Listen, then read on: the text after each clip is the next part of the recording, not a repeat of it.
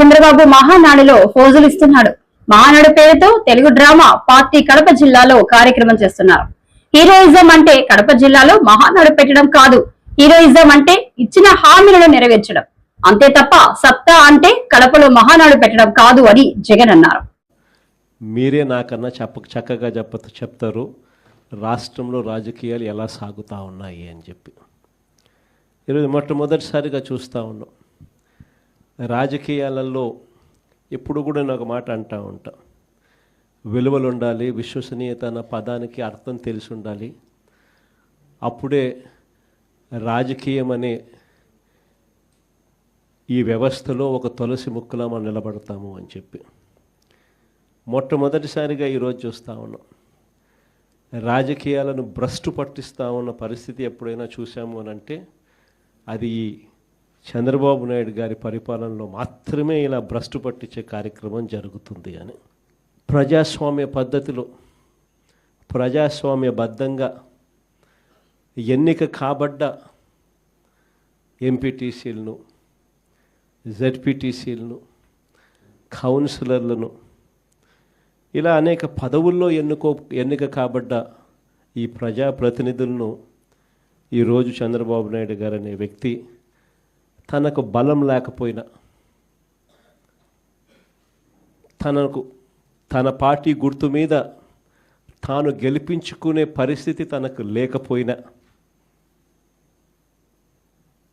వేరే పార్టీ మీద గెలిచిన వ్యక్తులు వీళ్ళు అని తెలిసి ఉన్న, తానే ముఖ్యమంత్రిగా ఉన్నాడు, తానే ప్రజాస్వామ్యాన్ని పరిరక్షించాల్సిన బాధ్యతలో తానే ఉన్నాడు అన్న సంగతి కూడా తనకు తెలిసి ఉన్న, తానే దగ్గరుండి స్వయంగా ప్రజాస్వామ్యాన్ని ఖూనీ చేస్తూ ఉన్న పరిస్థితి ఈ రాష్ట్ర రాజకీయాలలో ఈరోజు జరుగుతూ ఉన్నాయంటే అది ఎంతటి దౌర్భాగ్యపు పాలన అని చెప్పడానికి వేరే ఉదాహరణ అవసరంలా. నాకు బాగా గుర్తుంది, అప్పట్లో ఎన్నికలు జరిగినప్పుడు మన గవర్నమెంట్ వచ్చిన తర్వాత 2 సంవత్సరాల తర్వాత ఎన్నికలు జరిగాయి.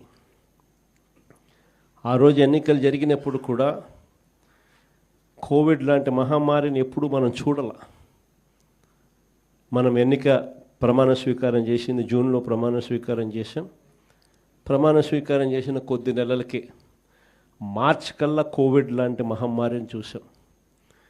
రాష్ట్ర చరిత్రలో ఇలాంటి ఘటన జరుగుతుంది, ఇలా కోవిడ్ లాంటి మహమ్మారి ఇలా ఉంటుంది, ఇలా వస్తే కోవిడ్ లాంటి మహమ్మారి వస్తే రాష్ట్రం పరిస్థితి ఎలా ఉంటుంది అన్నది కూడా ఎవరూ బహుశా ఊహకు కూడా అందలేదు.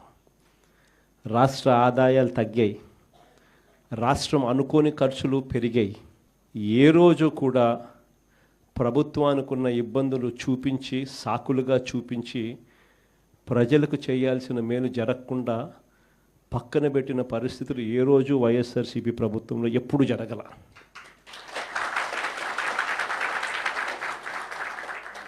మనకున్న సమస్యలు ఎన్నున్నా కూడా చిక్కటి చిరునవ్వునే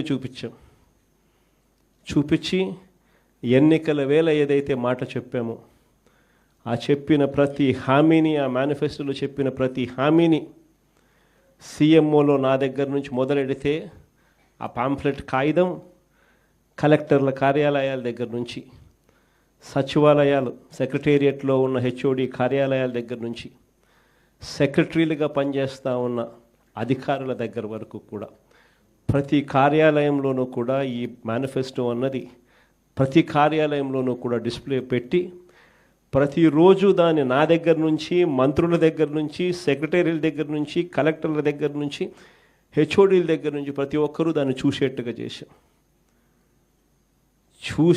చేసి ప్రతిరోజు దాని గురించి ఆలోచన చేసి ఏకంగా ఎన్నికల్లో మేనిఫెస్టోలో చెప్పిన హామీలన్నీ 99% అమలు చేసిన పాలన ఏదైనా జరిగింది అని అంటే అది వైఎస్ఆర్సీపీ పాలన అని చెప్పడానికి గర్వపడతాను.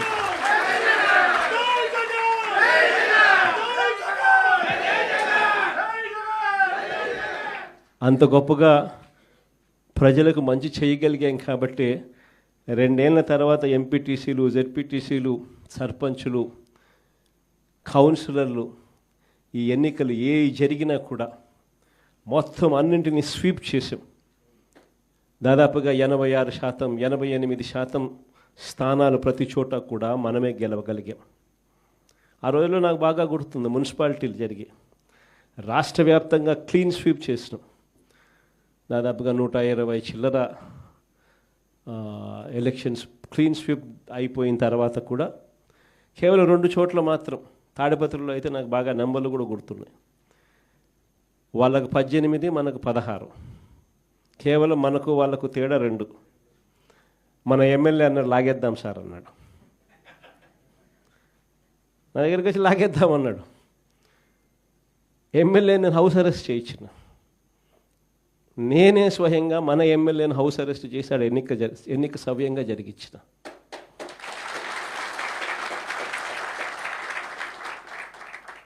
వైఎస్ఆర్సీపీ హయాంలో అంతగా ప్రజాస్వామ్యానికి కట్టుబడి ప్రజాస్వామ్యానికి పరిరక్షకులుగా ఉన్న ముఖ్యమంత్రి స్థానంలో ఉన్న వ్యక్తి పాలన ఎలా చేయాలి అని